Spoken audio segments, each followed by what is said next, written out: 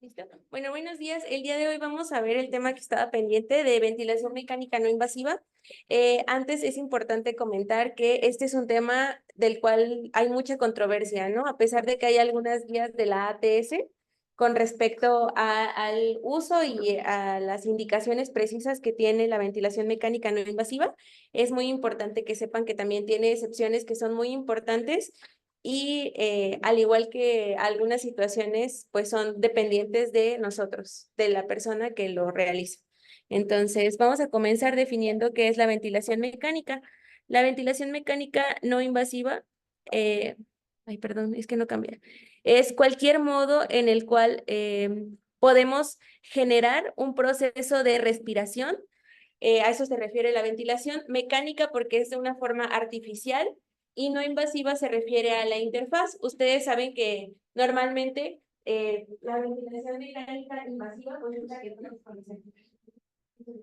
Es la que todos conocemos, ¿no? Aquella ventilación en la cual colocamos un tubo orotraqueal o pacientes crónicos que ya tienen una sonda de traqueostomía y que son los que tienen la conexión directa a través de una interfaz que invade al paciente a través de la vía respiratoria y que conduce el oxígeno hacia hacer el intercambio o hacia hacer la ventilación. Sin embargo, en cuanto a la no invasiva, lo importante es, perdón. Si quieres ponle cancelar a todo. Y ya. Sí, perfecto. Entonces, como les mencioné aquí, es una respiración artificial, pero que utiliza una interfaz que no involucra una invasión de la vía aérea, es decir, es una interfaz externa. Ahorita vamos a ver cuáles son las interfaces, porque esa es una de las partes más importantes de la ventilación mecánica no invasiva. Entonces, es una modalidad ventilatoria que establece una vía aérea artificial, pero sin hacerlo de forma interna, o sea, la intubación orotraqueal, traqueostomía o una máscara laringea, que es lo que vamos a ver más adelante. Pero tiene el beneficio de dar una presión positiva. Es muy importante mencionar que esta presión es una presión baja, o lo llamamos, son dispositivos de baja presión. Todas las presiones que manejan los dispositivos de la VMNI, que es la ventilación mecánica no invasiva, son dispositivos que no superan los 20 centímetros de agua, y esto es porque esa es la presión de cierre del esfínter esofágico inferior. Entonces, toda presión que esté por arriba de eso no se va a ir a la vía aérea. Sin embargo, si están inferiores a eso, sí lo van a hacer y van a asegurarnos que tengamos una vía aérea sin invadir la vía entérica, ¿de acuerdo? Entonces, esto es muy importante en cuanto a las presiones de la ventilación. Esta es una imagen que les quise compartir que encontré de un video, una clase previa, en donde se observan pues, los principios de la ventilación mecánica, pero específicamente de las mascarillas o de las interfaces de la ventilación mecánica no invasiva. Como podemos ver, desde 1400 han habido avances acerca de la ventilación mecánica. Hay una imagen de 1450 en donde ya se veía una persona colocando un dispositivo orotraqueal y ventilando a través de él para proporcionarle algún tipo de respiración. Sin embargo, después de la epidemia de poliomielitis que azotó pues, a todo el mundo, pero especialmente a Europa, se comenzaron a construir nuevos respiradores o nuevas formas de adaptarse para que los pacientes pues, no murieran justamente de insuficiencia respiratoria aguda. Y esta es una imagen de 1900 en la cual observamos una caja que ya generaba presión positiva y que a través de una interfaz podía introducirla en este sujeto de estudio de este experimentador que podemos ver aquí. Entonces, pues, estos dispositivos que tenemos ahora, como verán, han evolucionado hasta lo que podemos ver, esas pequeñas interfaces que van solamente a la nariz, que van solamente a la boca y que la presión viene de unas cajitas que no superan cualquier mochila de nosotros. Entonces, ¿cuál es el objetivo de la ventilación mecánica no invasiva? El primero es el intercambio de gases. Es importante mencionar que no es un dispositivo de oxigenoterapia, es un dispositivo de ventilación. Sin embargo, además de la ventilación, se proporciona oxigenación, que es uno de los accesorios que lleva la ventilación mecánica no invasiva. Además de eso, va a favorecer un menor trabajo de los músculos respiratorios.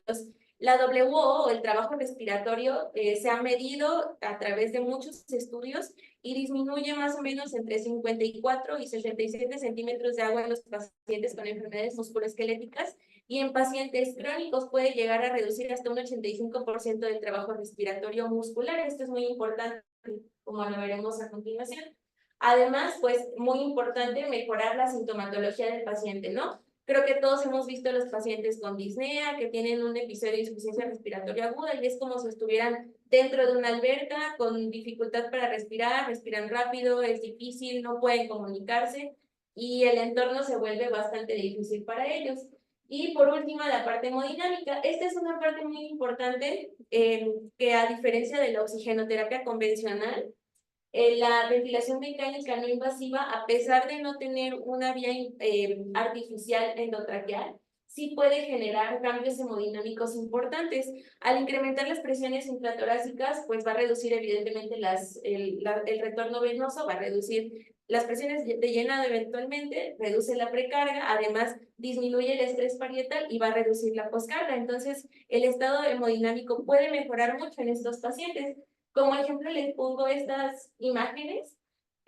A mí me parecieron muy importantes como para conceptualizar esto del estado hemodinámico. En la figura de su lado izquierdo podemos ver un ecocardiograma y podemos ver el ventrículo izquierdo en telesístole y telediástole con una pieza en T, en donde la fracción de eyección es del 27%.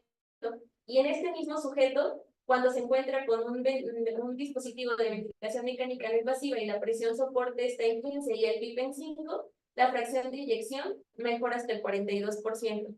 Entonces, solamente hacer cambios en presión positiva generan mejoría hemodinámica en el paciente y esto es muy importante para los usos que le daremos a la ventilación.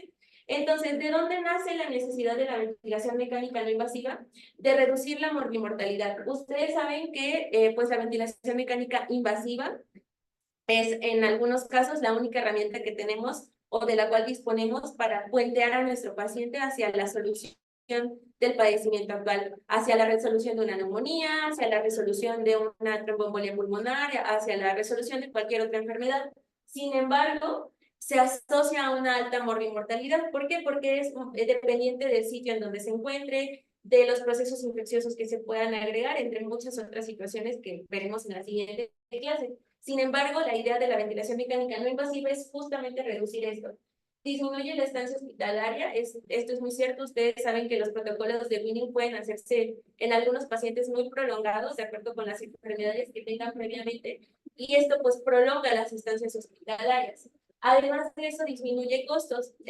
La realidad es que dentro del hospital podemos disponer de los mismos ventiladores para dar ventilación mecánica no invasiva e invasiva. Por ejemplo, no sé qué otros ventiladores han tenido en piso, pero al menos en estos meses, este mes, he visto que solamente hemos tenido el Vela. No sé si han visto algún otro ventilador. Bueno, el Vela sí tiene la posibilidad de dar ventilación mecánica no invasiva, tanto en modo CPAP como en modo BiPAP, solamente pues es entrar en la programación.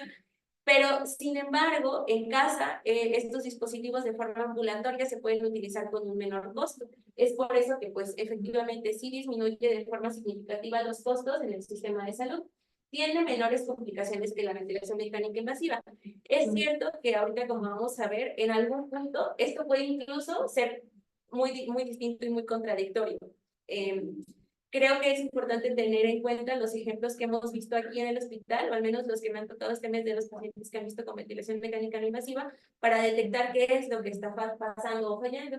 Y pues reduce las complicaciones de la intubación. Evidentemente la intubación puede generar edema laringio, puede generar sinusitis, rinitis, que progrese a una sonda de traqueostomía. Esto a su vez complicaciones, infecciones nosocomiales, que son en su mayoría graves. Entonces, ¿cuáles son las indicaciones de la ventilación mecánica no invasiva? Síntomas y signos de insuficiencia respiratoria aguda, disnea moderada a severa, una frecuencia respiratoria mayor a 24, el uso de músculos accesorios y respiración paradójica, esta contracción entre la respiración tóraco-abdominal, además de alteraciones en el intercambio gaseoso, CO2 mayor a 45, pH menor a 7.35 y una pH menor a 200. Estas indicaciones se las pongo aquí, sin embargo, son relativas. Es importante que sepamos que cada uno de los consensos de los cuales se ha establecido el uso de la ventilación mecánica invasiva ha cambiado, porque antes teníamos contraindicaciones absolutas, sin embargo, la realidad es que en la actualidad hay protocolos para todo con ventilación mecánica no invasiva y es una gran alternativa, por eso es que la tenemos que aprender a utilizar. Y las contraindicaciones, que son las que les comentaba, absolutas para respiratorio. Aquí quiero hacer un paréntesis, existen, aunque todavía no está en ninguno de los consensos de la ATS ni de la BTS, la realidad es que existen ya protocolos de uso de ventilación mecánica no invasiva, incluso en respiratorio. Entonces, ante la necesidad de iniciar una ventilación mecánica con presión positiva dentro de un par en el cual es inaccesible la vía aérea, es muy importante saber que lo podemos utilizar. Claro, fuera de los consensos, esto es pues con base a nuestra experiencia y a recomendaciones de expertos que no son nuestro mejor nivel de evidencia, ni siquiera acerca de eso. Sin embargo, es importante que conozcan que ya existen protocolos de esto. También anteriormente se establecía como las comorbilidades severas inestables, isquemia miocárdica, arritmias, choque. Estas últimas que ven aquí, yo las subrayaría porque son cuestiones más físicas que nos impedirían probablemente colocar una interfaz de ventilación mecánica no invasiva. Y probablemente me dirían, bueno, deberían de estar en relativas, pero quiero que pongan estos ejemplos en mente. Incapacidad de proteger la vía aérea, quizás ante un traumatismo craneoencefálico, en los cuales no es posible que ni la cavidad nasal ni la cavidad oral estén disponibles para condensar con presión positiva, pues sería imposible colocar una de estas interfaces. Obstrucción fija de la vía aérea superior, lo mismo. Un paciente que ya tiene traqueostomía, un paciente traqueostomizado, aunque entra a una modalidad espontánea, automáticamente tiene ya una interfaz endotraqueal, entonces no contarían como ninguna de estas no invasivas. Agitación intensa o falta de colaboración del paciente. Es muy importante que sepan que este es un punto básico.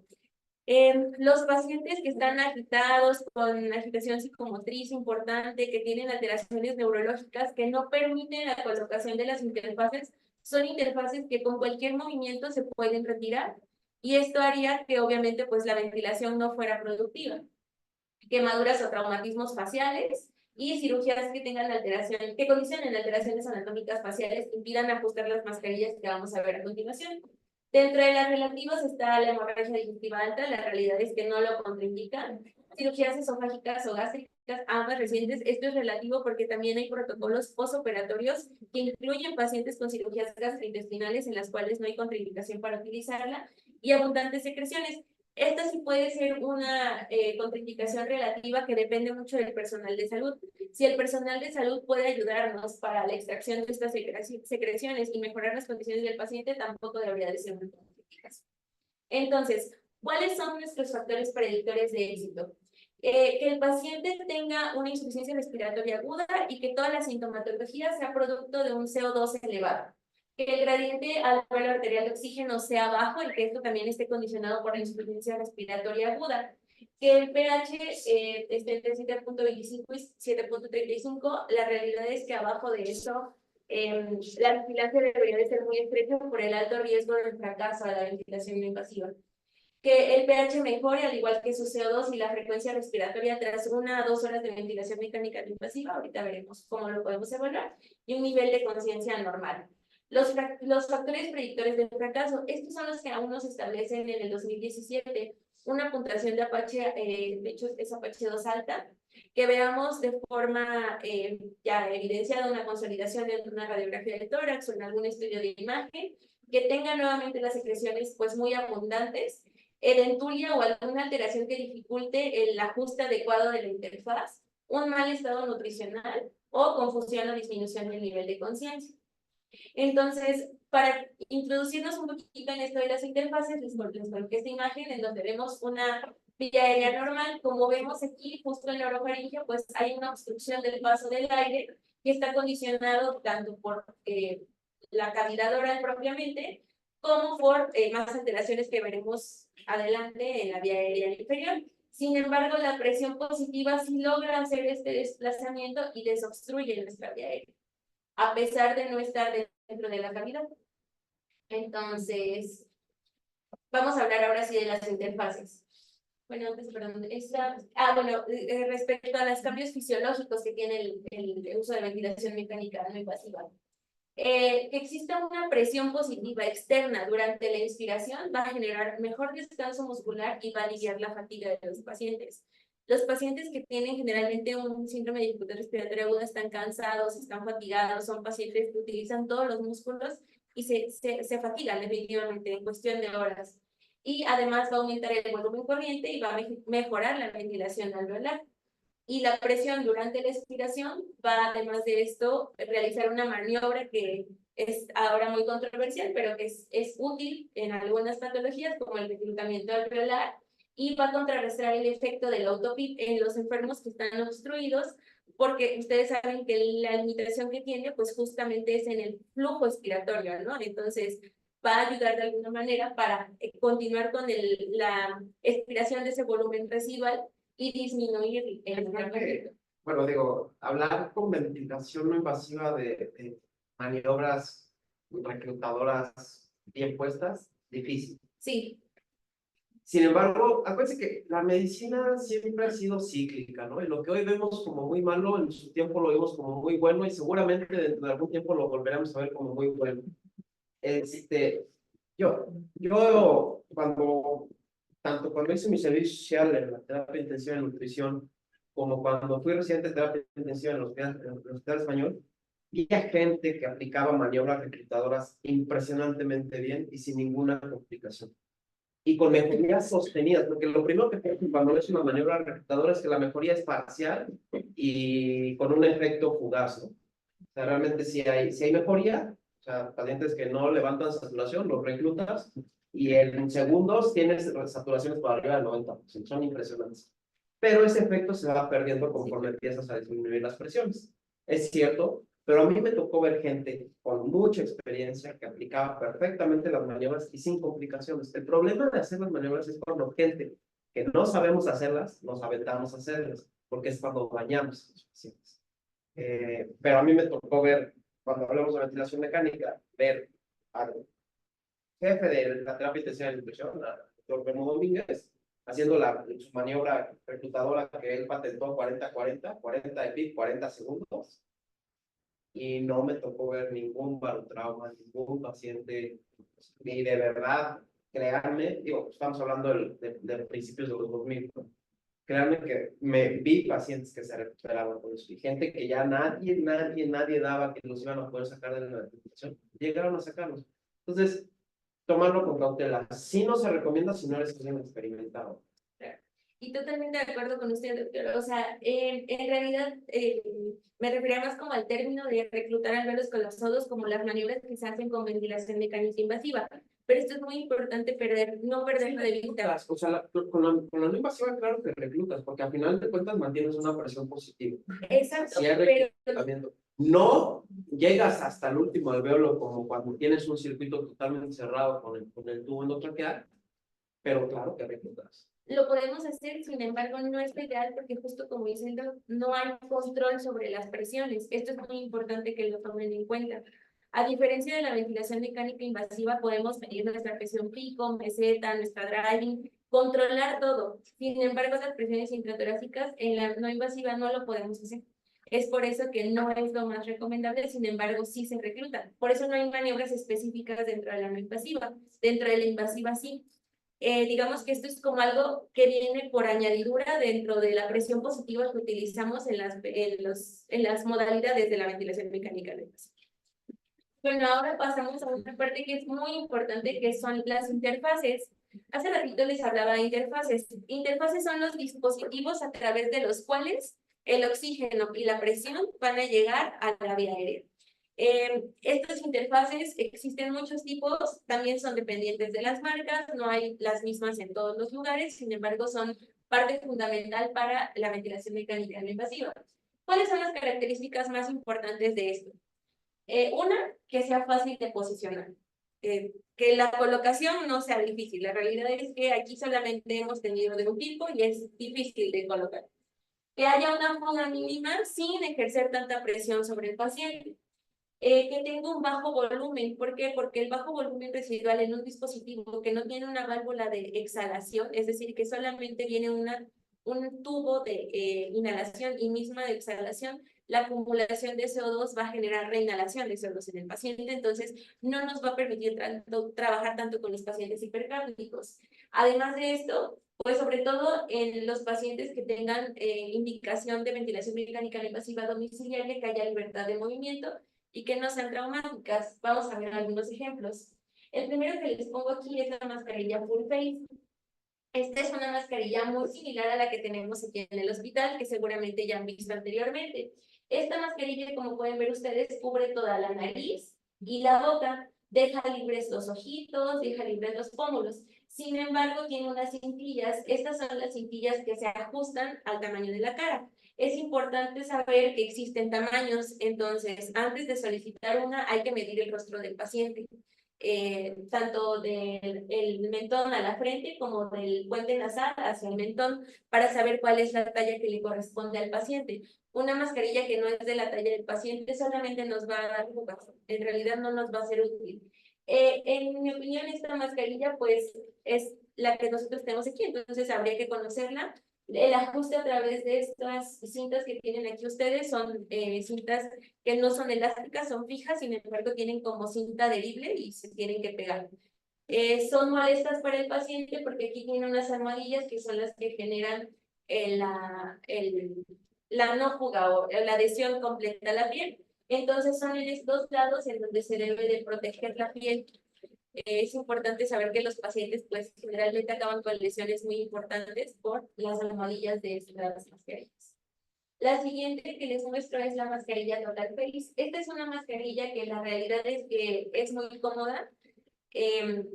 Lo que comentan tanto los usuarios como en las recomendaciones del diseñador, pues es que de la misma manera que la full face se tiene que ajustar a la talla del paciente. Sin embargo, como pueden ver ustedes, esta es una mascarilla que cubre desde los ojitos, o sea, desde arriba de los arcos supraciliares hasta el mentón, y cubre también los pómulos. Aquí en esta parte, en donde cubre los arcos cigomáticos, la verdad es que los pacientes refieren que hay mucho confort. Entonces, esta es una de las mascarillas ahorita, pues que probablemente sea un poquito más invasiva porque cubre prácticamente todo el rostro, pero a los pacientes sí les da un poquito más de seguridad.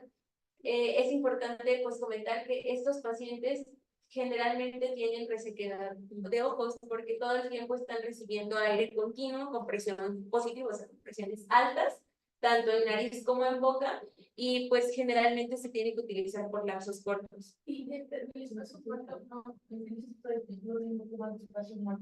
Sí, justamente esto es como, se han hecho muchos... Sí, se han hecho muchos estudios justo con respecto a eso, ¿no? ¿Qué mascarilla o qué interfaz es mejor? Y esa es una pregunta muy importante. ¿Mejor para quién o mejor para qué? Una de las cosas más importantes es mejor en cuanto a comodidad y confort. La verdad es que si soy un paciente que voy a tener uso domiciliario de un CPAP, pues lo que quiero es descansar, ¿no? Dormir todos los días. Sin embargo, si quiero una mascarilla que me saque de la insuficiencia respiratoria aguda, pues necesito la que me dé más presión a costa de que tenga lesiones cutáneas, que sería como lo menos.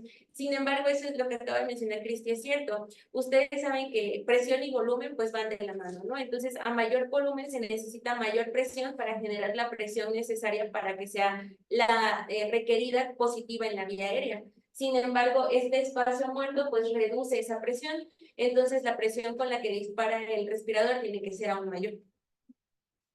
La mascarilla nasal, este es así como la más chistosilla, me recuerda como a las de los superiores de Bob Esponja, para que no la olvide. Entonces esta mascarilla pues igual es bastante incómoda porque va sujeta a toda la cabeza, pero únicamente el aire pues es ingresado por la nariz. La siguiente es la pieza bucal. La pieza bucal es una pieza que, al contrario de la anterior, la presión positiva se ejerce en la boca. Todas estas imágenes que les estoy poniendo, todos se ven sonriendo, gente muy feliz, pero la realidad es que ninguna persona que esté con presión positiva se va a ver con esta sonrisa, definitivamente, ¿no? Pues aquí él se ve sonriendo, pero evidentemente tener presión positiva en la boca y la nariz obstruida con unas almohadillas, pues es bastante incómodo. Estas dos se prefieren para dispositivos ambulatorios más que de uso intrahospitalario. Las siguientes son las almohadillas nasales. Estas son más usadas en niños. Generalmente no hay para adultos, son más pediátricas. Por eso es que este señor también se ve muy feliz. Pero estas almohadillas pues también no generan toda la presión de una mascarilla, pero sí disparan el aire con presión a través de los dispositivos que solamente van por las narinas. Esta mascarilla es una de las más nuevas y a mí me llamó mucho la atención. Se llama Under the Nose. Y como pueden ver ustedes, tiene tanto una apertura en la boca como una apertura en la nariz, pero justo abajo. Entonces, el aire se dispara haciendo un sello de abajo hacia arriba de la nariz y pues obviamente también en la boca. Entonces, a pesar de que se utiliza de forma intrahospitalaria, la refieren como una mascarilla muy cómoda por la modalidad. Les da bastante pues comodidad en el puente nasal o en la nariz, sin llegar a rozar tanto la carita. Y por último, pues está el helmet o el casco. La realidad es que seguramente ustedes han visto estas imágenes. Aquí en México sí existe el helmet, pero no está tan disponible o no lo vemos en todos los institutos. Y pues este casco es del que se han hecho un poquito más de estudios porque de forma inicial pues se comentaba que era el dispositivo o la interfaz que tenía un poquito mejor de disponibilidad para el paciente, ¿no? Porque él podía hablar, podía comer, podía hacer todas sus actividades dentro del casco para evitar. Entonces, en realidad dentro del casco podía hacerlo todo. Sin embargo, existen muchas contradicciones con respecto a eso. El ruido que genera la presión positiva en el casco es altísimo, entonces a mucha gente eso pues lo puede perturbar. A algunos les genera sensación de claustrofobia, que yo creo que es horrible. Entonces, además, estos cascos hay de muchas medidas. Y justo como dice Cristi, entre más alto está, hay mayor espacio muerto de volumen que genera menor presión. Entonces, se tienen que aumentar las presiones, aumenta el ruido y aumenta la molestia. En cada respiración, pues disminuye la presión que existe del volumen dentro del casco y esto genera como que se desinfle de forma transitoria y puede ser muy incómodo. Sin embargo, pues parecía como una de las propuestas más prometedoras en cuanto a las interfaces de ventilación mecánica no invasiva. La realidad es que yo creo que para saber cuál es el mejor habría que colocárselos porque todos pues son bastante agresivos, ¿no? Entonces, en cuanto al gen que es el que existen un poquito más de estudios, la verdad es que genera menor interferencia con la nutrición, con el habla, con la tos.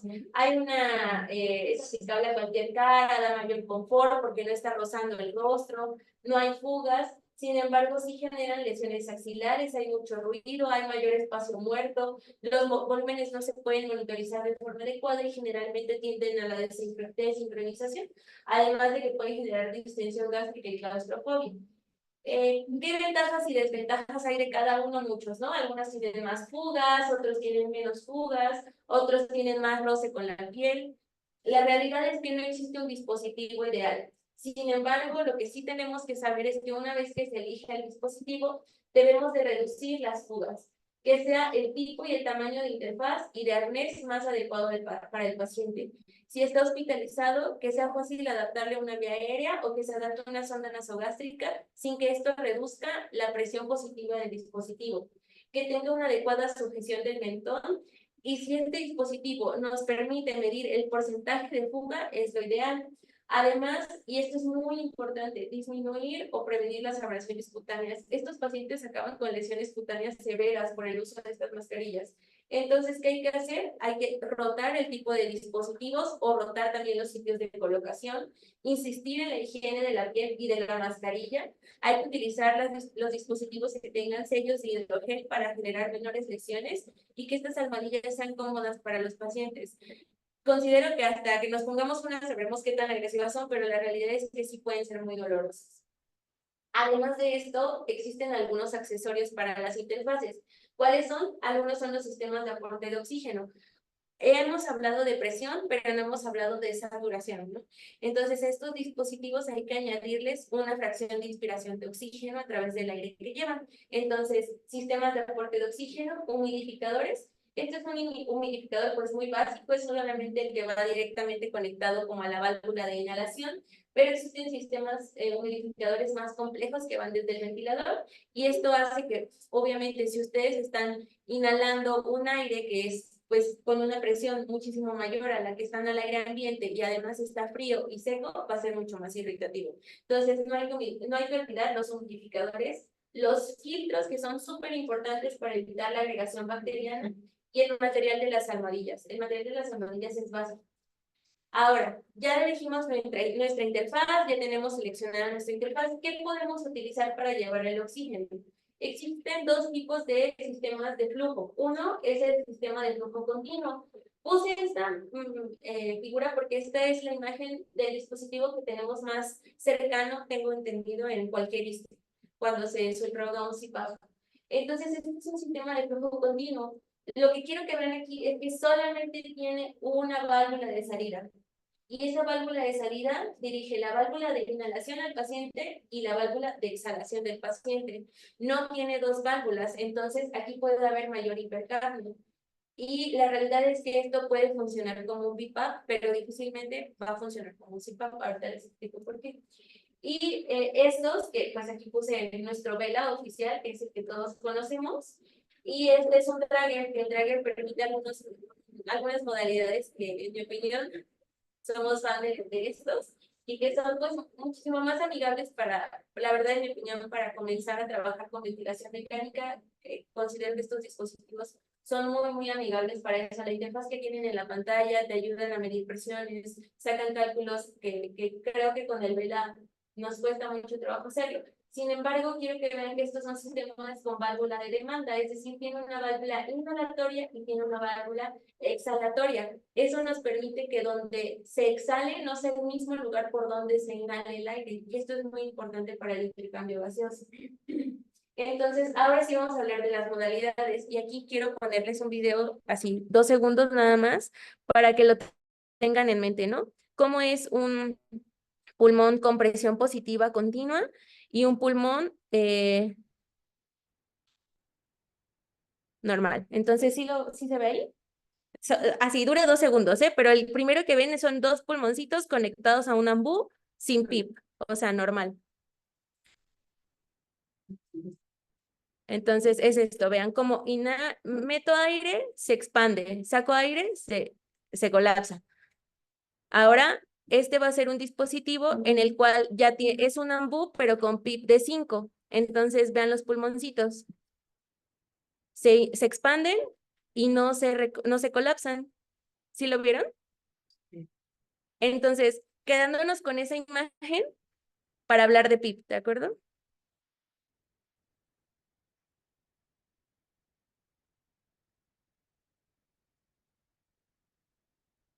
Entonces, las modalidades. La primera de las modalidades es el CPAP. El CPAP se refiere a la presión positiva continua en las vías respiratorias, que es esto justo que acabamos de ver. Entonces, ¿qué pasa aquí? Se administra un nivel continuo de presión, es una presión positiva, durante todo el ciclo respiratorio. Entonces, imaginémoslo así. Yo inhalo, exhalo. Ok, normal. Ahora, inhalo con PIP, exhalo con PIP. Es lo que le pasó a los pulmoncitos. Durante la inhalación y la exhalación tuvieron una presión que no permitió el colapso de los pulmones durante todo el ciclo. No importa si está en inhalación o en expiración, es de forma constante. Ese es el PIP que mantiene el modo CPAP. No tiene presiones adicionales, es decir, la PIP que le pongamos es una presión constante. El paciente puede iniciar todas las respiraciones, sin embargo, va a iniciarlas a partir de esta presión. Y aquí el volumen no se ajusta por nosotros, se ajusta de acuerdo con las presiones y las respiraciones del paciente. Entonces, imagínense esto, ¿no? Esta es la distensión de un alveolo en la inspiración normal. Después viene una expiración y esto es la forma en que se distienden, como que se colapsan. Ahora, imagínense esta distensión del alveolo, pero con un uso de PIP al final de la expiración. Así como esta se va a mantener, va a aumentar un poquito más en la inspiración y va a regresar a este basal en la expiración. Es decir, no va a haber un colapso alveolar. Esto es muy importante porque en algunos ejemplos, por ejemplo, el edema agudo pulmonar, el hecho de que haya mayor edema intersticial generado por aumento de las presiones hidrostáticas en el edema agudo puede ser contrarrestado por aumento de las presiones continuas intraalveolares dentro de nuestro circuito de CPAP, que va a su vez generar líquidos y va a mantener el alveolo permeable para mejorar la saturación de oxígeno, además de las cuestiones hemodinámicas que ya habíamos platicado previamente, y esta presión positiva va a generar un mejor intercambio con disminución por fuerzas mecánicas del edema intersticial. Entonces es básico para aplicarlo dentro de nuestros pacientes con edema agudo pulmonar. Es cierto que está establecido para el edema cardiogénico, no me acuerdo quién le había preguntado, sin embargo, ya existen protocolos para cualquier tipo de etiología de edema. Finalmente, la patología es la misma. Entonces, como podemos ver aquí, esta es una tablita en donde vemos tres curvas, las curvas del ventilador, flujo, presión y volumen. La más importante y con la que quiero que se queden es con la de presión. Viene un ciclo respiratorio, viene una inhalación, hace una pausa, exhalación, nuevamente se dispara con el trigger una inhalación. Sin embargo, si ustedes ven, esto es cero, es nuestra presión basal. Y esto que se ve como barritas es nuestro nivel de CPAP o nuestra presión positiva. Entonces vamos de una presión normal que puede ir, por ejemplo, aquí de 0 a 3 centímetros de agua a una PIP de 10, en la cual vamos a manejar PIPs que van en su basal de 10 y en cada inspiración puede subir a 12 y en una inspiración puede bajar a 8, pero se mantiene en su basal con una presión positiva siempre a 10. Entonces no importa el ciclo respiratorio, existe una presión durante todo el ciclo. Ahora, ¿cómo vamos a programar un CPAP? Esto es muy importante. Estos son los 4 parámetros que generalmente vamos a titular en un CPAP. El primero es la fracción inspirada de oxígeno. Aquí lo ideal es que se utilice una FIO entre 21 y 60. Si requerimos más del 60%, la realidad es que nuestro paciente tiene alta probabilidad de requerir ventilación mecánica invasiva. Y no nos va a ser útil la no invasiva, sin embargo, bueno, pues probemos, ¿no? Después, el disparo, que es nuestro trigger o nuestra sensibilidad respiratoria. ¿Qué es esto? El disparo o el trigger determina cuándo o a qué nivel va a iniciar una inspiración. El ventilador nos va a asistir, voy a regresarme para que el respirador nos va a asistir y ponemos nuestra sensibilidad en 2. Sin embargo, cuando llegue a 2, el paciente va a tener el aire disponible para que pueda generar un impulso y con esto generar una inspiración. Ese es nuestro trigger o nuestra sensibilidad. Es por eso que no se lo debemos de poner tan alto, se lo debemos de poner al alcance del paciente para que pueda generar un disparo. Puede programarse por flujo o por presión. Si es por flujo, lo ideal es que sea de 1 a 3 litros por minuto. Si es por presión, lo ideal es que sea de menos 0.5 a 2 centímetros de agua. Y esto es como lo ideal para que nosotros le pongamos el aire al alcance al paciente. Imagínenselo así. ¿Qué tan cerca le vamos a poner el aire para que él pueda inspirar y generar una respiración? Lo siguiente es la presión en la aérea, o sea, el CPAP. En realidad, aquí lo que programamos es pues nuestra presión. Esta generalmente puede ir o idealmente debemos iniciarla entre 5 y 8 centímetros de agua. No hay un absoluto, la realidad es que pues lo máximo que podríamos quizá considerar puede ser 15, sin embargo, pues lo ideal es que no pasemos de estas cifras. Y la presión de soporte. La presión de soporte es la presión que el ventilador nos va a dar, pero esta presión de soporte se va a generar a partir de nuestro PIB y de nuestra frecuencia respiratoria. Y de nuestro flujo. Hay algunos ventiladores como menos vela en los cuales sí podemos programar una presión soporte. ¿Cómo vamos a calcular la presión soporte? Vamos a calcular la presión soporte que nos dé el volumen vital que necesitamos para nuestro paciente. Entonces, ¿calculamos la presión soporte en números? No. Para calcular la presión soporte en números necesitamos conocer nuestro volumen vital. ¿Y cómo sabemos cuál es nuestro volumen vital? Existen 2 maneras. Esto es como un previo de lo que vamos a ver en la siguiente clase también, para irlo platicando. Sé que es mucha teoría, ya después vendrán los ejercicios, pero creo que esto nos va a servir para eso. Existen 2 maneras. Dejémoslo como SDRA, peso predicho, no SDRA, peso ideal. Existen muchas situaciones que no son absolutas, ustedes saben en medicina, como esto que les acabo de decir, pero para fines prácticos y entre los ejemplos que vamos a poner, comentémoslo así. Entonces, peso ideal, la talla para hombres, la talla por 2 por 23, ¿no? La talla por 23 y en mujeres talla por 21.5. Peso predicho hombres, la talla menos 152.4 por punto 91 más 50 y mujeres lo mismo, nada más que más 45. Entonces sacamos nuestro peso predicho, vamos a hacer un mini ejemplo. Vamos a sacar el peso predicho, todos para que despertemos, de un paciente hombre que mide 1.61. Peso predicho, tiene SDRA. ¿Cuánto? 1.61. 1.61.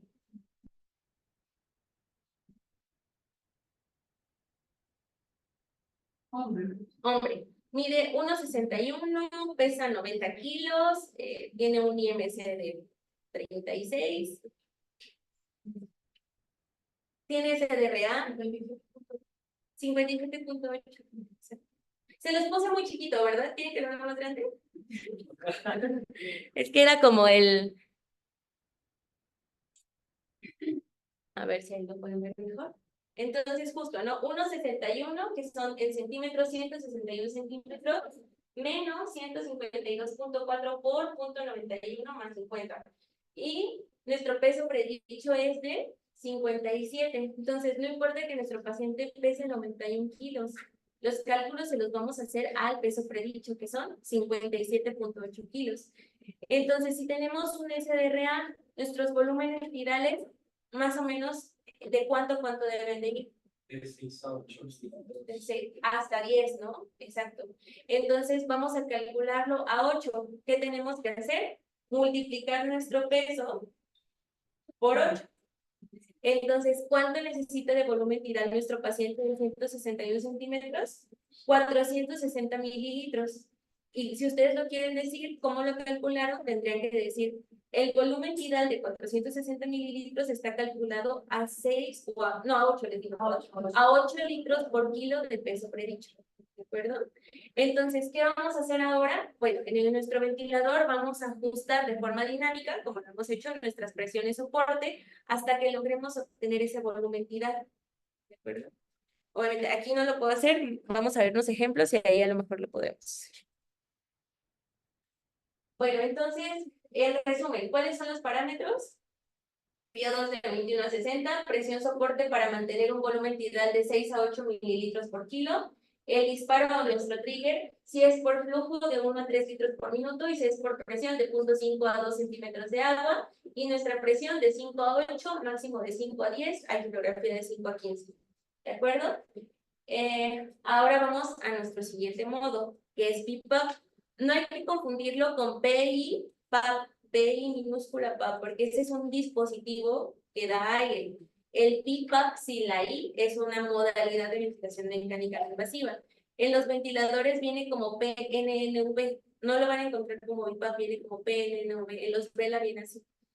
Entonces, ¿qué es el BIPAP? Es otra modalidad de ventilación mecánica no invasiva, pero esta es una presión bilevel, de ahí viene el nombre. Es una presión de 2 niveles. Entonces, aquí, de la misma manera, el paciente va a tener respiraciones espontáneas, pero va a tener presión a 2 niveles. Una que se conoce como IPAP, que es la presión inspiratoria, y otra que se conoce como EPAP, que es la presión expiratoria. Está fácil, ¿no? IP. Entonces, va a generar un gradiente, estas presiones, tanto la IPAP como la EPAP, y este gradiente de presiones va a generar una presión de soporte, que es la presión de soporte efectiva que le va a generar el volumen al paciente. De la misma manera que los ventiladores convencionales, la realidad es que los podemos hacer también limitados por presión o ciclados por volumen. Existen las dos modalidades para BIPAP. Y lo más importante es que existen 3 modos para nuestro paciente. Un modo S, que es un modo espontáneo, es decir, cada que el paciente respire, el respirador va a disparar la respiración junto con el trigger y va a generar la IPAP establecida y el gradiente va a ser su soporte. O que sea una mezcla de espontáneo tiempo. Es decir, puede ser que el paciente haga unas respiraciones, pero si no hace las que nosotros le establecimos, el ventilador va a hacer las determinadas por él, como en los dragger, que sí tiene esta parte tan importante. Y la otra es el modo temporizado o tiempo. Esto quiere decir que nosotros no necesitamos saber si el paciente está respirando. Le vamos a establecer un número de frecuencias respiratorias y el ventilador va a hacer las que nosotros le indiquemos, como si fuera un modo controlado totalmente. Sin embargo, es un modo no invasivo. Entonces, ¿qué significa IPAP y EPAP? IPAP es nuestra presión inspiratoria. Aquí vemos una curva de presión-tiempo y ustedes pueden ver que aquí nuestra presión está en 0, ¿no? Normal, normal, normal. Se dispara una inspiración en la cual tenemos una inspiración de 370 mililitros, viene la fase expiratoria, otra irregular de 450 mililitros, pero después colocamos una PIP y esta PIP es de 10. Entonces, tanto nuestra inhalación como nuestra exhalación van a ser a partir de esta PIP. Sin embargo, nosotros estamos en un modo B-level. ¿Qué vamos a establecer? Nuestra IPAP y nuestra EPAP. En algunos dispositivos, la EPAP viene como CPAP porque es el límite inferior. Sin embargo, lo que vamos a colocar es el límite superior de la IPAP. Entonces, al colocar nuestra presión de inspiración, es la presión que nosotros necesitamos para que en esta inspiración se genere este volumen.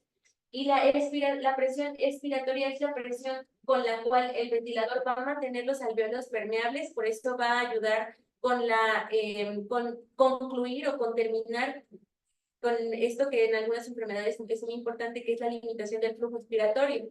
Mientras exista una EPA, va a generar una presión positiva en la vía aérea durante la expiración que va a permitir que haya menor colapso alveolar. Sin embargo, va a generar un gradiente porque no es la misma presión que cuando vimos CPAP. No es 10, 10, 10, 10, 10. Es suba 22 y en la EPA baja 10. ¿Qué pasa con este diferencial? Hay una presión soporte de 12. Esa presión soporte es la que, además de no permitirnos el colapso alveolar, va a generar que haya un menor intercambio, una mayor salida de CO2, evidentemente, una menor entrada de O2 y un menor colapso alveolar. Por eso es que este modo se prefiere para las enfermedades hipercárnicas. El CPAP lo podemos preferir para las hipoxémicas, pero el BiPAP o el B-level lo debemos de utilizar para las hipercárnicas, porque este diferencial o este gradiente entre la presión inspiratoria y la presión expiratoria nos va a generar la salida de CO2, o es el tiempo en donde tenemos menor limitación del flujo expiratorio, menor atrapamiento aéreo y mayor salida de CO2. ¿De acuerdo? ¿Hasta aquí alguna duda? ¿No? Entonces tenemos IPAP, EPAP, IPAP, EPAP. ¿Qué programamos? Esto también la realidad es que es algo que está pues dicho y no dicho en muchos lados, pero busqué como los parámetros un poquito más uniformes que existen. Entonces, ¿cómo podemos iniciar nuestra programación? Así básica para nos llega un paciente con un EPOC exacerbado y no cumple criterios todavía para intubarlo, pero tiene CO2 de 85. Y tenemos aquí al de inhalo y nos dice, bueno, tengo una mascarilla, vamos a iniciarle un ano invasivo. Y ustedes dicen, ok, ¿cómo la podemos iniciar? Pues podemos hacer una programación de BiPAP o de B-level. ¿Qué tenemos que hacer? Iniciar nuestra IPAP en 8. ¿Por qué? Porque nuestra CPAP o nuestra presión positiva que vamos a utilizar tanto en BiPAP como en CPAP va a ser al menos de 5. Entonces utilizaremos una diferencial de al menos 3 centímetros de agua con nuestra CPAP, que sería 8. La relación entre IPAP y EPAP no debe de ser mayor a 3. Sin embargo, el inicio de la EPAP puede ser entre 3 y 5. Si tenemos una EPAP más baja de 3, o sea, una presión expiratoria bajo del 3, la realidad es que no va a ser útil para el objetivo que queremos. Lo que nosotros queremos es mantener una presión. Imagínense que ustedes están exhalando, pero que al mismo tiempo que están exhalando, hay una presión que está manteniendo, no que les está metiendo aire, es una presión positiva, que está manteniendo los alvéolos abiertos a pesar de lo que ustedes están pensando que se están colapsando por la expiración. Entonces, el objetivo es que no se limite el flujo expiratorio, sino que este continúe. Si tenemos una EPAP baja, menor a 3, la realidad es que no sería útil. Necesitamos de 3 a 5, al menos 4. Por eso es que yo les sugiero este inicio de programación, IPAP de 8, EPAP de 4. Las respiraciones depende de la modalidad. Si es espontáneo, podemos ponerle 4 a 8. De todas maneras, si el paciente hace 15, las va a seguir haciendo. Sin embargo, si es temporizado, nosotros podemos programarlas de acuerdo con nuestro CO2 que tengamos arterial. El flujo de oxígeno generalmente lo ponemos entre 4 a 8 litros por minuto y la FiO2 a partir de 40%. Sin embargo, la FiO2 se va a titular en medidas de la saturación de oxígeno. Aquí sí vamos a utilizar SAFI, que quiere decir una relación entre nuestra saturación por pulso oximetría y nuestra FiO2. No necesitamos PO2. Entonces, IPAP y EPAP nos va a mejorar nuestro trabajo respiratorio y nuestra hipercapnia. Pero la FiO2 nos va a mejorar nuestra oxemia, o sea, nuestra saturación de oxígeno. ¿Perdón? Entonces, ¿qué podemos ir haciendo? Podemos incrementar nuestra IPAP de 2 en 2. Ok, estoy en 8, pero nuestros volúmenes tirales que se están formando todavía no son lo suficiente para mantener el peso ideal o el peso predicho de mi paciente. Entonces, puedo aumentar mi IPAP. Pero, ¿qué pasa? Si aumento mi IPAP de 2 en 2, tengo que aumentar mi EPAP también. Entonces, siempre tiene que ser un trabajo proporcional. Si sube IPAP, sube EPAP. No puede solamente subir mi IPAP y quedar un gradiente tan alto. Entonces, puedo hacer incrementos de 2 en 2 de mi IPAP hasta alcanzar este volumen tidal, que era el que decíamos, ¿no? Al menos 7 mililitros por kilo de peso predicho. Peso ideal o peso predicho, lo que necesitemos para nuestro paciente en ese momento. Y obviamente pues disminuir la frecuencia respiratoria del paciente, que tenga menos de 25, que ya no tenga tanta disnea, que no utilice músculos accesorios y que se sienta con confort. Es importante que sepan que las presiones respiratorias máximas que se deben de utilizar con un B-level es 20 centímetros de agua. Arriba de eso, el fracaso es alto. Esto sería ya pasar la ventilación mecánica invasiva. Entonces, la presión respiratoria no debe de ir arriba de 20 centímetros de agua. Y hay que estar regulando de 2 en 2 centímetros de agua la EPAP proporcional a nuestra IPAP. Y en caso de que haya inspiraciones fallidas, es decir, como estas inspiraciones cortas, como si fuera una sincronía en la cual generamos inspiraciones inefectivas, o la PIP intrínseca no se esté compensando con la IPAP y la EPAP que le estamos dando, podemos incrementar más la EPAP sin subir la IPAP. Y nuestra FiO2 arriba del 90% ajustada por la PIP, ¿de acuerdo? Hasta aquí dudas de cómo iniciar la programación del B-level. Sí, una pregunta. Hablaste de la relación IPAP de 3. Ajá, idealmente es de 3, por ejemplo, 8, 5, 9, 6. Sin embargo, o sea, yo les puse aquí como un consenso de cómo iniciarlo, que lo ideal es EPAP de 3 a 5, promedio 4, y IPAP de 8. Entonces, si ustedes se dan cuenta, no cumple esta relación de 3. Sin embargo, es un poquito más para hacerlo como más simétrico. 10, 6, 12, 8 y mantener esta proporción de hacer los ascensos de 2 en 2, IPAP, EPAP, IPAP. Entonces la relación sería como que no rebase una diferencia de 3 centímetros de agua, no tanto 4 12. Ajá, exacto. O sea, eso es lo ideal, que no lo rebase. Sin embargo, los ascensos de forma inicial los titulas con IPAP. Entonces vas subiendo 2, 2, 2 y de ahí retitulas tu EPAP para que no se pierda esa proporción.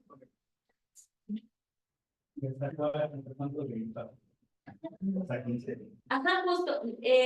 Lo máximo que se debe utilizar es 15. Sin embargo, digamos como el homólogo de la IPAP sería nuestra PI. Entonces, lo máximo que podemos llevarle es 20, pero la realidad es que sería inefectivo. Entonces, 15. 15.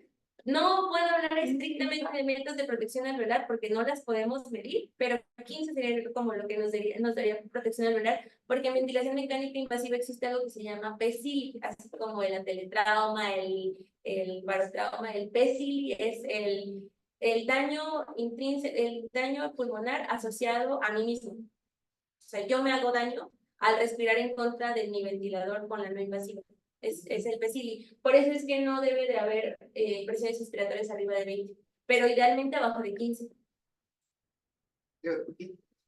Es complicado que alcances presiones muy altas en un ventilador no invasivo, porque el paciente no lo tolera. Llega un momento en que, o sea, primero se acoplan muy bien, pero llega un momento en que o sea, no puedes contra eso, ¿no? Y el paciente se quita la mascarilla, lucha y empieza a pitar y a pitar y a pitar el ventilador, y es cuando ya tienes que tomar la decisión de progresarlo, darle una sedación consciente para que se acople mejor, tomar alguna acción, pero no toleran eso. Sí que ¿Han intentado ustedes sacar la cara por la ventanilla cuando van en carretera a más de 100 kilómetros por hora?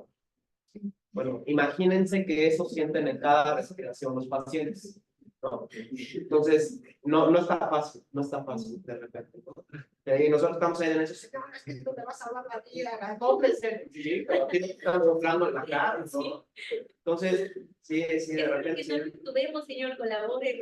Sí, nosotros, claro, nosotros en ese mood de querernos ayudar, pero tampoco está tan padre, ¿eh? O sea, sí está bonito.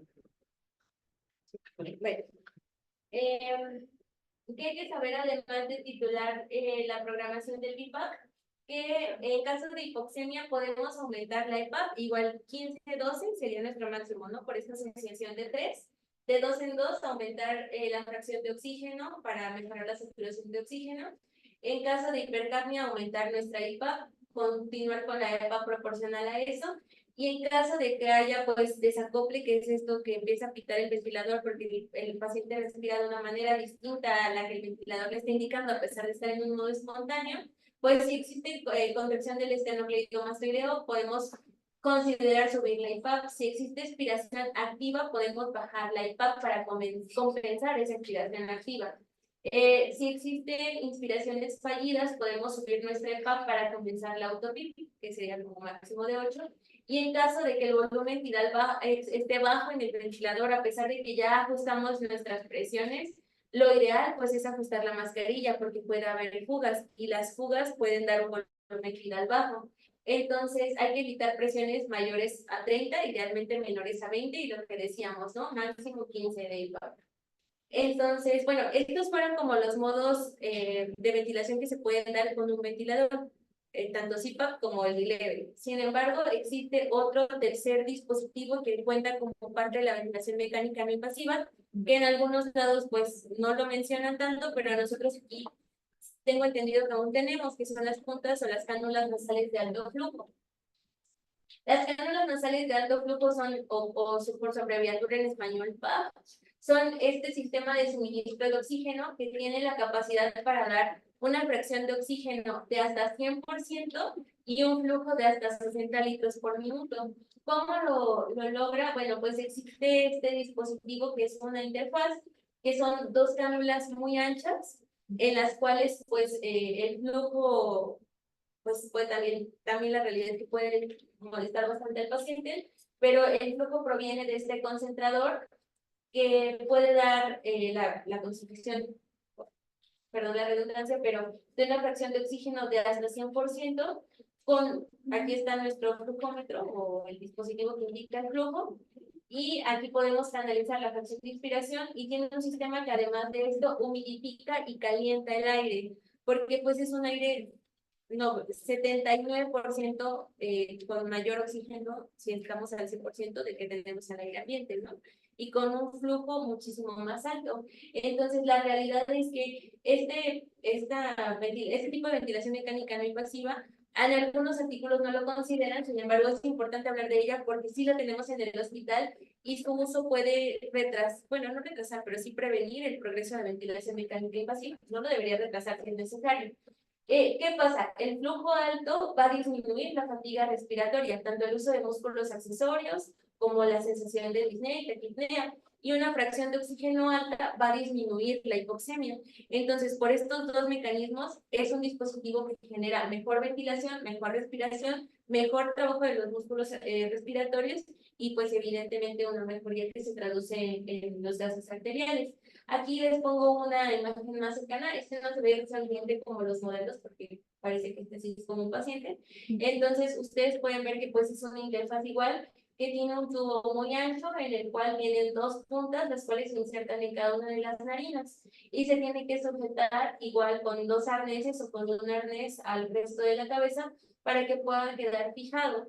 Este dispositivo también, la realidad es que a muchos pacientes causa mucha incomodidad porque es un flujo muy alto de oxígeno, que en algunas ocasiones, pues si no está adecuado el sensor, puede no estar humidificado y calentado de la forma adecuada. ¿Cómo lo hace las PAF o las puntas de alto flujo? Las PAF tienen varios mecanismos. Uno es la maleabilidad, ¿no? No necesitamos una interfaz rígida, es maleable, entonces esto es importante para que llegue el aporte de oxígeno necesario. Da un aporte que está calientito y húmedo. La realidad es que sí da esta ventaja sobre el resto si no les ponemos un adecuado humidificador. El contenido de humedad de la mucosa nasofaringea pues se ve beneficiado con este calor, además de que pues reduce el costo metabólico de la respiración porque reduce el trabajo de los músculos respiratorios. El flujo es confiable y las PO2 también. Y algo que se ha visto en algunos estudios acerca de las PAF es que reduce mucho el espacio muerto, que pues es prácticamente un tercio de la vía respiratoria. Entonces, todo el intercambio que se puede dar con las PAF desde el inicio de la vía aérea, incluyendo el espacio muerto, reduce la hipercapnia de forma significativa. Entonces, es otra alternativa que no hay que perder de vista. Tiene muchísimas indicaciones, igual insuficiencia respiratoria aguda, edema pulmonar, no es el de elección para algunos de ellos, sin embargo sí se puede utilizar y este puede ser una de las primeras medidas que podemos tener, sobre todo en los padecimientos agudos y no crónicos, ¿de acuerdo? Y bueno, se los pone aquí porque iba a hablar de algunos estudios, pero este es el floral, que fue un estudio para comparar las PAP versus oxigenoterapia normal versus ventilación mecánica no invasiva. Y el outcome primario pues no dio positivo, pero en los pacientes hubo una subpoblación que de forma inicial tenían una PF menor a 200, y en ellos el uso de PAP sí fue significativo para reducir la intubación y aumentó la probabilidad acumulada de sobrevivencia a 90 días. Entonces, no en todos los grupos, pero en algunos estudios hay subgrupos que sí se han beneficiado del uso de las PAP. Bueno, ahora sí vamos a hablar de las indicaciones así muy breve de la ventilación mecánica no invasiva. Hemos hablado un poco de las indicaciones agudas. Quiero que sepan que sí existen indicaciones crónicas para la ventilación mecánica no invasiva, pero entiendo que, por ejemplo, el tema de AOS, EPOC, no sé si ya los vieron. Bueno, en este módulo no hemos visto AOS. Bueno, el resto de los padecimientos crónicos que tienen indicaciones precisas, pues seguramente lo veremos ahí en el tratamiento. Estamos viendo la parte aguda, sin embargo, ahorita les voy a mencionar algo de los usos domiciliarios. ¿Cuáles son las indicaciones? Este fue el primer consenso, que fue del 2001, en donde se habló de ventilación mecánica no invasiva y falla respiratoria aguda. Y lo que nos decían es pues, una PO2 mayor a 60 o una PF menor a 300. Menor a 60 y menor a 300, con una frecuencia respiratoria mayor a 25 y o dificultad para respirar en reposo. Entonces, esas eran las indicaciones, o era la definición de insuficiencia respiratoria aguda, que era la indicación para iniciar ventilación mecánica no invasiva. Era así, muy simple. Después vino esta revisión en el 2008, en la cual ya existían algunas indicaciones con un alto nivel de evidencia para utilizar la ventilación mecánica no invasiva, como una exacerbación de POC, que tiene un nivel de evidencia A. En protocolos de Winning de extubación también tenía nivel de evidencia A, en edema agudo pulmonar y en pacientes inmunocomprometidos o inmunosuprimidos. Estos eran nuestros niveles de evidencia más altos de las enfermedades agudas en los cuales sí podíamos utilizar no invasiva. Y finalmente viene esta guía de la ATS, en la cual nuevamente nos colocan algunas de las enfermedades agudas en las cuales podemos utilizar ventilación mecánica no invasiva. Como la que tiene mayor evidencia, pues es una exacerbación hipercárnica de EPOC, que esa es la que tiene un poquito mayor nivel, edema agudo pulmonar. Lo ponen aquí como origen cardiogénico, que ya habíamos platicado un poco acerca de las etiologías que pueden ser ambas. Pacientes inmunosuprimidos, pacientes posoperados, pacientes en cuidados paliativos. Esto de los cuidados paliativos es una indicación un poco controversial porque los pacientes pues les queremos dar confort y quitar la disnea. Sin embargo, esto puede generar que los pacientes pues prolonguen su final, ¿no? Porque al final de cuentas sí les estamos dando un tipo de ventilación. Entonces es controvertido su uso. En pacientes traumatizados o en pacientes con alto riesgo de reintubación posterior a una extubación. Entonces, ¿cuáles son las más fuertes, así en resumen, de las cuales nos habla la ATS? El utilizar BiPAP en acidosis respiratoria aguda o por exacerbación del COVID. Utilizar BiPAP para la prevención de intubación orotraqueal o ventilación mecánica en pacientes que no tienen un deterioro de inmediato. Utilizar CPAP o BiPAP para edema pulmonar agudo cardiogénico, aunque recordemos que hace ratito que veíamos las hipoxémicas o hipercápnicas, pues la presión positiva de CPAP nos generaba una menor presión intraalveolar que generaba mayor reabsorción del edema y favorecía la disminución del edema pulmonar agudo. Y algunas que son condicionales, como ventilación invasiva precoz para pacientes inmunosuprimidos. ¿Por qué hacen tanto énfasis y tantos estudios en ellos? Pues porque son los que son muchísimo más lábiles a las infecciones nosocomiales. Entonces, iniciar una ventilación mecánica invasiva en ellos, la realidad es que podría llegar a ser fatal, más que no iniciarla. Insuficiencia respiratoria aguda en el postoperatorio de cualquier cirugía, paliativo, que era lo que les mencionaba ahorita, pacientes en etapa terminal, y prevención de insuficiencia respiratoria aguda en pacientes post-extubados con un bleeding muy complicado. Bueno, y puse en este estudio que me gustaron un poquito los resultados porque fue una evaluación, fue un metaanálisis, en el cual se compararon 19 estudios, me parece, en los cuales en todos utilizar la ventilación mecánica no invasiva se asoció con una disminución en la progresión de ventilación mecánica invasiva y además disminuyó la mortalidad en estos estudios.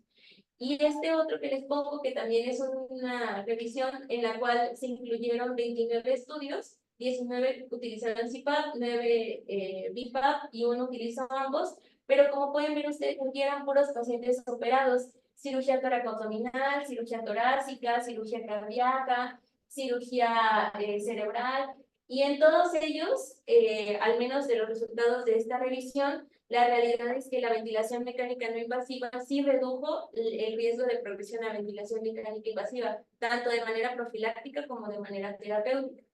Esto es un poquito de lo que les había puesto atrás. Entonces, ¿cuáles son las indicaciones? Insuficiencia respiratoria aguda, tanto hipercárdica como hipoxémica. En enfermedad pulmonar obstructiva crónica, BiPAP. Asma, idealmente BiPAP. Fibrosis quística, puede ser BiPAP. Enfermedades restrictivas, BiPAP, aunque en AOS podemos utilizar CPAP también. Edema agudo pulmonar cardiogénico, podemos utilizar ambas, CPAP, BiPAP, sin embargo, CPAP habíamos comentado por disminución de las presiones. Neumonía, bueno, SDRA, CPAP. Insuficiencia respiratoria postoperatoria, CPAP, BiPAP también lo podemos utilizar. Fracaso de la extubación, CPAP. Y cuidados paliativos y pacientes no intubados o no intubables, que son los pacientes que no son candidatos ya, pues CPAP.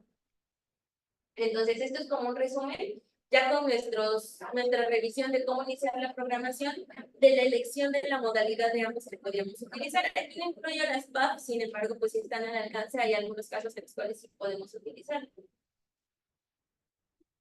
Ahora, una vez que establecimos nuestro diagnóstico, establecimos nuestro tipo de ventilación mecánica no invasiva que vamos a utilizar y establecimos nuestra interfaz, iniciamos nuestra ventilación mecánica no invasiva, CPAP con los parámetros que ya platicamos, BiPAP con los parámetros que ya y con los objetivos que ya platicamos. ¿Qué es lo que tenemos que hacer?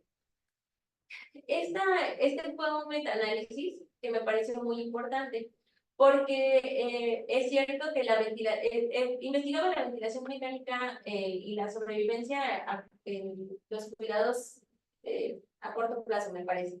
Bueno, pero de esta N, que fue de 7.365%, la mortalidad en el grupo de ventilación mecánica no invasiva fue del 12.6%, y del grupo control, en el cual no se inició ventilación mecánica no invasiva, fue del 17.8%. Es cierto, fue menor la mortalidad en los pacientes que iniciaron la ventilación mecánica no invasiva.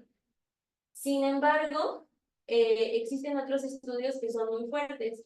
En los cuatro, por ejemplo, este que fue un estudio que se hizo de una corte en 14 unidades intensivas en Francia, la ventilación mecánica no invasiva, cuando era exitosa, se asoció a un 6% de mortalidad.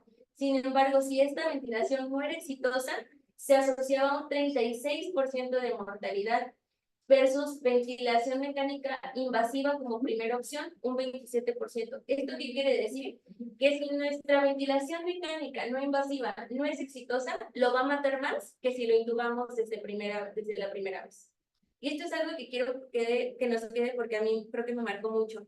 Creo que apenas hubo un paciente un viernes que lo vieron en la mañana, luego en la noche, subió a terapia y estuvo con no invasiva, tengo entendido todo el día. ¿Qué hubieran cambiado de ese paciente? ¿Qué creen que nos faltó en ese paciente como retroalimentación en este punto de lo que hemos visto? ¿No? Le habían puesto como, o sea, él estaba en casa y no se lo programaron bien. Entonces, o sea, no se lo programaron, pero o sea, en la noche no se lo pusieron y el paciente estaba como haciendo desde la mañana. Exacto. Bueno, eso es un punto muy importante, ¿no? El inicio. El inicio de la ventilación mecánica invasiva no se debe retrasar cuando tiene indicación. Y en la de ventilación mecánica no invasiva no se debe suspender cuando ya tiene una indicación. Pero ¿qué es lo más importante aquí que quiero mencionarles a partir de esto? Es la evaluación. Una ventilación mecánica exitosa sí puede reducir la mortalidad, pero si dejamos a un paciente con ventilación mecánica no invasiva, no lo evaluamos y esa ventilación no está siendo exitosa, lo va a matar más que si lo hubiéramos intubado desde el inicio. Entonces, debemos tenerlo en cuenta si vamos a ser capaces de evaluar o no a nuestro paciente. Y la ventilación mecánica no invasiva, no exitosa, es un factor de riesgo independiente para mortalidad para los pacientes. ¿De acuerdo? Entonces, además de eso, este otro estudio es importante, que este es el primero que habló del PECIL, que era el que les decía que es el daño inducido por el propio paciente. En los pacientes en los cuales existe un volumen tidal expiratorio mayor a 10.5, a pesar de que mejore la hipoxemia, la realidad es que el volumen tidal expiratorio mayor a eso va a condicionar PECIL y que también es una causa de mortalidad independiente para todos los pacientes. No importa si mejora la hipoxemia, si reduce la hipercapnia, tener esos volúmenes expiratorios va a condicionarle un daño autoinducido al paciente. Entonces, ahora sí, de la duda de que los pacientes con ventilación mecánica no invasiva no exitosa se mueren, surge la necesidad de evaluarlos constantemente y de tener parámetros establecidos para saber si nuestra ventilación es no invasiva es exitosa o no exitosa. Y de ahí surge el hardcore. El hardcore es una escala que ustedes ahorita pueden abrir Medcal y la podemos sacar, pero nace justo de esta corte que fue de 400 pacientes, algo así. Pero quiero que vean esta gráfica porque aquí a mí sí me pareció muy importante. La voy a acercar un poquito más. El HACOR justamente es las siglas de medir la frecuencia cardíaca, acidosis, el nivel de conciencia, la oxigenación y la frecuencia respiratoria en los pacientes. Y de esta manera predecir si van a ser exitosos o si van a fallar. ¿Cuándo lo vamos a hacer? Quiero que vean esta gráfica. En la primera hora, en los pacientes con ventilación mecánica no invasiva, es que justo sale esta cosita, lo que estamos midiendo lo que ven arriba son los puntos. En la primera hora, el 8.3. Desde la segunda a la tercera hora, 16.7. La cuarta a la quinta hora, vean cómo se eleva hasta el 31.8% de falla. Pero vean a partir de la sexta, el 75% de falla. Entonces, a partir de nuestra sexta hora, prácticamente de la primera hora a este momento, triplicamos o cuatriplicamos el riesgo de fracasar a nuestra ventilación mecánica no invasiva. Entonces, estas pequeñas 6 horas, que a lo mejor solamente son un turno en el hospital, pueden hacer la diferencia entre detectar a un paciente que va a fracasar a la ventilación mecánica no invasiva y un paciente que va a ser exitoso. Si el paciente va a ser exitoso, lo vamos a continuar. Pero si va a fracasar y ese paciente tiene indicación de intubarse, no se tiene que retrasar, se tiene que hacer en ese momento. Entonces, de ahí surge la necesidad de hacer este protocolo que de forma inicial se cortó a las 5 horas y se vio que con un HACOR mayor a 5 horas había un 70% de falla, pero con un HACOR mayor a 8 horas, que lo evaluamos a 8 horas, más del 90% de los pacientes ya habían fallado si no lo habíamos evaluado a tiempo.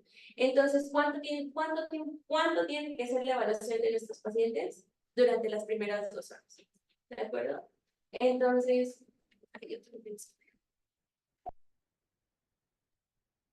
Entonces, ya existe un Hackor 2, pero no les puse el Hackor Score, el del Mercal. Igual lo pueden sacar ustedes. Y lo vamos a evaluar a la hora de iniciar nuestra ventilación mecánica no invasiva. Y vamos a poner frecuencia cardíaca, acidosis, nivel de conciencia, nuestra PF y nuestra frecuencia respiratoria. Idealmente un Hackor menor o igual a 5 tiene bajo riesgo de fracasar, pero un Hackor mayor a 5 tiene un alto riesgo de fracasar y en ese paciente se debe de considerar el paso a ventilación mecánica invasiva. ¿De acuerdo? Entonces, el seguimiento inicial es observar al paciente los primeros minutos, vigilar sus signos, estado mental, primera hora, Hackor, reevaluar al paciente, obtener nuestra gasometría, ver si mejora clínicamente y también gasométricamente. Si lo hay y pasa nuestro Hackor, debe continuar. Si no hay, se debe realizar ventilación mecánica invasiva en ese momento. Entonces, el ensayo o la vigilancia debe ser máximo 1 hora. Y en el caso de éxito, pues el paciente va a tener mejoría en los criterios clínicos y gasométricos, va a persistir con la no invasiva y se debe de monitorizar cada 2 horas. Y esta mejoría lo va a conducir al destete si es algo agudo. Si es algo crónico, pues no será así. Sin embargo, el deterioro no lo va a conducir al destete, lo va a conducir a la ventilación mecánica invasiva. Si este ensayo conduce al fracaso porque no hay mejoría o hay deterioro, pues esta falla inmediata va a requerir ventilación mecánica invasiva. ¿Y esto qué quiere decir? Pues que hay un peor intercambio de gases, aumentó la frecuencia respiratoria, empeoró la encefalopatía o el estado de conciencia disminuyó, el paciente es incapaz de eliminar secreciones, incapaz para tolerar cualquier interfaz y además, pues idealmente que tenga estabilidad hemodinámica. Esto pues no es un requisito, pero sí que lo tenga. ¿Cómo vamos a hacer el destete? De forma inicial, si este paciente va a la mejoría, fue algo agudo, logramos puentearlo y el paciente mejoró, pues lo evaluaremos cuando tenga una frecuencia respiratoria mayor a 12, pero menor a 22, que la saturación de oxígeno sea idealmente mayor a 90, con una FIO ya menor a 60%, idealmente que esté afebril, que no tenga ninguna alteración hidroelectrolítica y que esté estable hemodinámicamente, con un pH mayor a 7.25, y que los ajustes que se hayan necesitado hayan sido mínimos en IPAP, EPAP 10.5 máximo y en CPAP menor o igual a 10, ¿de acuerdo? Sin embargo, bueno, en caso de que esto no suceda, pues ya, siguiente clase, ¿no? Que va a ser la ventilación mecánica invasiva. Una pregunta, esta escala se ve a la primera hora y después 2, 4, 6 o no, a tu primera hora ya te predice. Eso es muy importante. Tú a tu primera hora, tú ya vas a tener el riesgo de tu evaluación, de tu fallo a la ventilación. Y en realidad se debe de medir a la primera y a la segunda hora, pero tú debes de tomar una decisión de individual. Tienes que... Entonces, si esto no funciona, pues ya, la siguiente ventanilla que les van a explicar en breve. Bueno, además de esto, ya por último nada más, existen indicaciones, todo esto fue agudo, pero existen indicaciones de ventilación mecánica no invasiva domiciliaria. Sobre todo esto es casi 3 diapos, súper rápido, nada más. Es cuando los pacientes tienen mala calidad de sueño, están con hipersomnia todo el día, y etcétera, que son pacientes que van a perfilar de acuerdo a sus enfermedades y son candidatos a ventilación mecánica domiciliaria. Hay que hacerlo por el descanso de los músculos respiratorios, porque disminuye el trabajo respiratorio y porque incluso corregimos la hipoventilación crónica, porque disminuimos el umbral de CO2 de estos pacientes con el uso de una ventilación mecánica no invasiva domiciliaria. Entonces, en los pacientes que tengan síntomas de hipoventilación nocturna, que tengan una CO2 mayor a 55, no sé qué quise, bueno, entre 50 y 54, que tengan saturaciones nocturnas de menos de 88 por más de 5 minutos, CO2 entre 50 y 54, y que tengan ingresos repetidos por hipercapnia, son candidatos estos pacientes a ventilación domiciliaria. El EPOC no exacerbado, el EPOC estable, que tenga alguno de ellos, sí que puede utilizar BIPAP, sin embargo, no ha mostrado superioridad en utilizar. y en enfermedades restrictivas del tórax, sobre todo, por ejemplo, psicoescoliosis, toracoplastía, espondilitis anquilosante. En estos pacientes que tengamos enfermedades restrictivas del tórax, sí podemos utilizarlas con algunas indicaciones de forma inicial, de forma nocturna, se pueden pasar a de formas diurnas intermitentes, y en enfermedades neuromusculares, en las lentamente y en las rápidamente progresivas, hay indicaciones para poder utilizar ventilación mecánica no invasiva. Entonces, esto es de las crónicas. Como conclusiones, criterios básicos: elegir la mejor interfaz, baja presión, baja fuga, rotar las interfaces porque se nos va a lastimar la carita, prevenir las lesiones, aplicar ventilación no invasiva en los momentos agudos. Si lo hacemos de forma exitosa, va a reducir nuestra intubación y va a reducir mortalidad. La mortalidad de la ventilación mecánica no invasiva solamente se tiene éxito si evitamos el fracaso y si lo supervisamos de forma adecuada. Una puntuación en el HACON, pues ya nos puede indicar eso, ventilación mecánica invasiva de forma inmediata. Utilizar la ventilación mecánica invasiva de forma inicial cuando es superior a la no invasiva de forma inicial está bien, hay que hacerlo. Prevenir el PCI, que es el daño autoinducido, con volúmenes expiratorios altos, y la intubación tardía, cuando la ventilación no invasiva falla, se asocia con muerte de forma independiente en todos los pacientes. Y listo.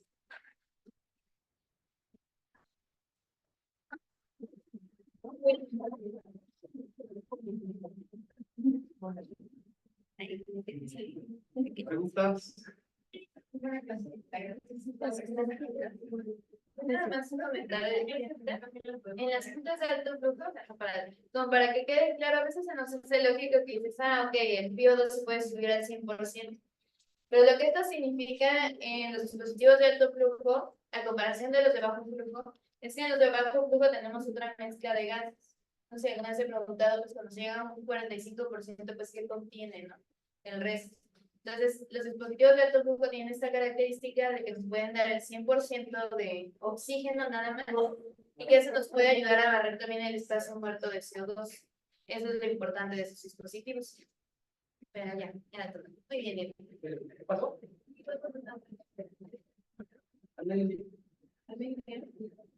Ya son 5 para, ¿no? La clase de René. Sí.